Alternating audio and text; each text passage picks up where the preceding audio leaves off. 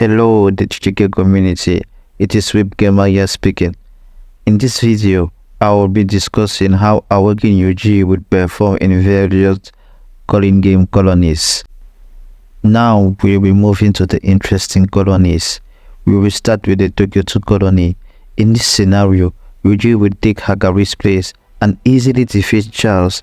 Then, he will continue searching for Panda until he eventually meets Kashimo. The moment Yuji finds Kashimo and notices Panda's body, he will immediately go into a fit of rage and directly attack the lightning god. Kashimo, with his lightning reflexes, will swiftly block our MC punches, but realize at the same time that something strange is happening to him.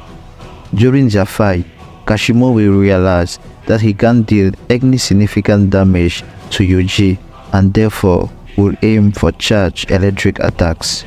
Yuji, on the other hand, will be only having trouble dealing with Kashimo's curse energy trait, but similarly as in the Hagari fight, Kashimo lands a lightning attack on Yuji's arm, but notices that the attack was weaker than it should have been, while Yuji swiftly reattaches his arm with blood manipulation and heals it with reverse curse technique.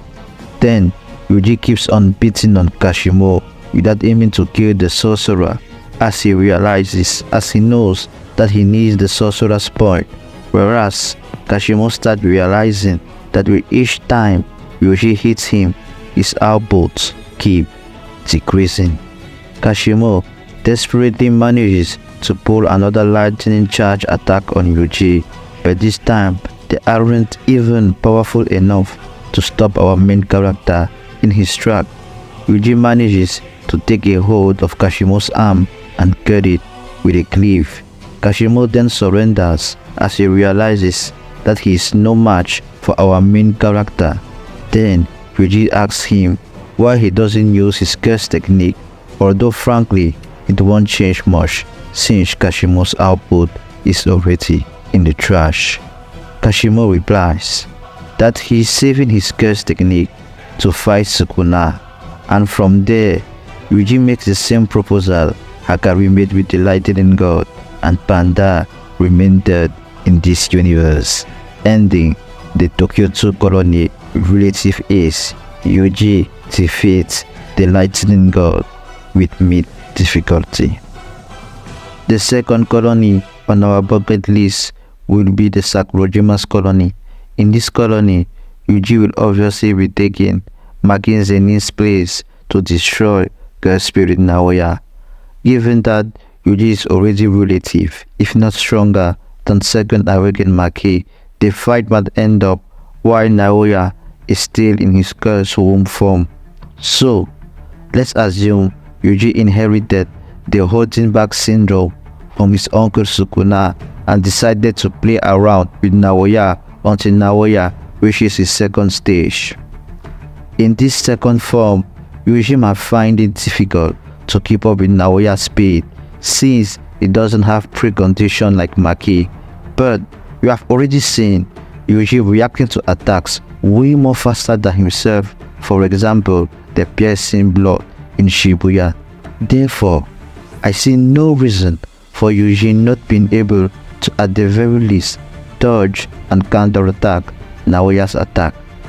Yuji only needs to touch Naoya once to cut the girl spirit into pieces, and each time Naoya will try to attack Yuji, Yuji will be counteracting with the cleave, and it won't take long before Naoya gets eventually defeated, ending this fight with low to medium difficulty.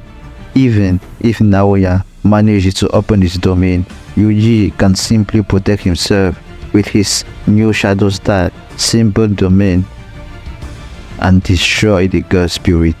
I haven't mentioned yet the sumo guy and the katana guy, but they would be pretty useless in this scenario, as the katana guy won't have the soul piece katana, while the sumo guy simply won't be able to keep up with Naoya's and Yuji's speed. Now, we ended off with the Sendai colony. This colony, from a scenaristic perspective, will be the most difficult to deal with Since Uro originally joined the fight due to Yuta's bloodline, and Kuroishi will be very difficult to deal with since Yuji can output positive curse energy. Anyway, I will try my best creating a cohesive story. The Sendai fight will begin in the same fashion as it did in the original series. After defeating Drove and other nameless players, Yuji will go to protect the civilians and will be attacked by the girl spirit Kuroichi. Although Yuji clearly surpasses the girl spirit in all aspects, Yuji still has some problem dealing with the girl spirit, constant multiplication and regeneration. In order to protect the civilians, Yuji will bring the fight closer to Ryu and Uro. Ryu, being excited by our young sorcerer's boldness, will respond with one granite blast, while Uro will still patiently wait in order to avoid fighting Kuroichi, which he despises.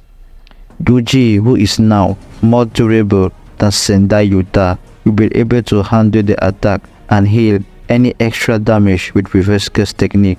Kuroichi won't waste this opportunity and will attack Yuji. Yuji would defend against Kuroichi by using cleaves, turning the curse spirit into pieces. Ryu, on the other hand, will fire another granite blast at Yuji and Kuroichi, destroying Kuroichi's species and damaging our MC. Uro would immediately notice from afar that Yuji used a technique similar to the King of Curses and would therefore immediately jump into the battle, asking our MC how he's related to the King of Curses. Yuji will simply reply that he used to be Sukuna's vessel. Uro, not finding that answer satisfactory, decides to attack our main character. Yuji has problem hitting Uro due to his scan manipulation, but on the flip side, Uro can't really deal any significant damage to Yuji without using her Tin Icebreaker. The three-way fight continues for a short while, and Ryu realizes that his output keeps dropping each time he gets hit by Yuji. Then, we suddenly hear Ryu saying the magic words, Domain Expansion. Ryu quickly expands his domain, forcing Uro to open her domain, while Yuji uses New Shadow style simple domain to protect himself from the sure hits. Similarly to how it went in the previous Sendai fight, Kuroichi comes back and breaks the domain from the outside, resulting into Ryu and Uro having their curse technique burned out.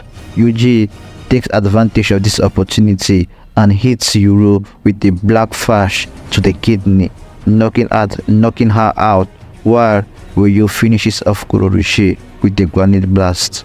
Ryu, knowing that he cannot win in a prolonged fight against Yuji, decides to launch a maximum output granite blast, which Yuji simply counters with another black flash, then proceeds to read Ryu with the 2-piece max output black flash, ending the fight, clearing this colony with mid to high difficulty.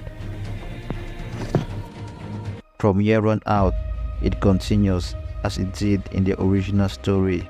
Ryu and Uro give out their points to Yuji, our main character, and concludes the Culling game fight. When it comes to Higuruma and Regi's colony, I will quickly get it out of the way. With Higuruma, Yuji will simply deal with him easily than he did originally, since this version of Yuji is simply stronger, faster, more durable, and therefore will be able to easily defeat Higuruma with no curse technique, even if Higuruma manages to confiscate one of his curse technique. Current Yuji has 2 curse technique, and when it comes to the scammer Regi and his goons, Yuji will simply wipe them out very easily, as they don't have enough AP to pose any significant threat to Awaken Yuji, therefore ending the 2 colonies with relatively low difficulty. Oof. we are finally at the end of this video. To no one's surprise, current Yuji absolutely clears the Culling game's colony without needing to even use his cursed blood manipulation that much. Anyway, thanks for watching the video. Do not forget to like and subscribe. Peace.